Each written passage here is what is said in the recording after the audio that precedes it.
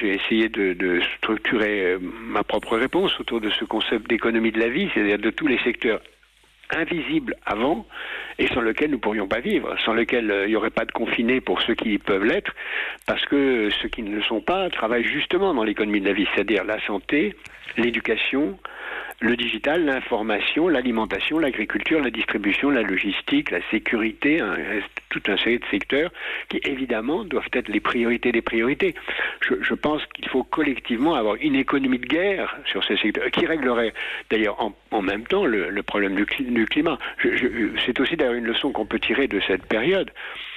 Si on croyait que la décroissance était une solution du problème du climat, on vient d'avoir la preuve que c'est pas possible, puisque la décroissance que nous connaissons aujourd'hui, qui fait le nombre de chômeurs qu'on verra lorsque le chômage partiel aura disparu, et des dépenses budgétaires gigantesques, n'amène pas, sauf à maintenir la même décroissance tous les ans pendant 10 ans, à régler le problème du climat. Donc évidemment, c'est pas la décroissance qui a la solution, c'est produire autrement.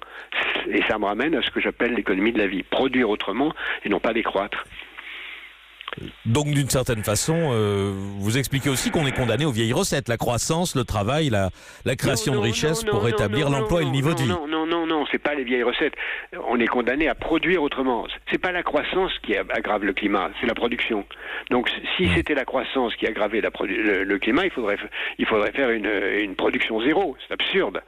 Il faut une autre production. Si cette autre production suppose de la croissance, c'est un fait annexe, ça n'a pas d'importance. Ce qui compte, c'est de changer le contenu de la production pour aller d'une production qui aggrave le climat, mais aussi les injustices sociales, mais aussi les violences faites aux femmes et aux enfants, mais aussi bien de problèmes que celui du climat, en tenant compte du fait que cette pandémie était prévisible.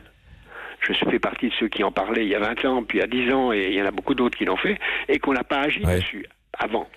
Et ça nous donne des leçons pour tous les problèmes qui sont aujourd'hui prévisibles, dont celui du climat, dont celui de la révolution sociale qui se prépare un peu partout avec l'extraordinaire aggravation des inégalités dont cette crise va être la conséquence ou la cause.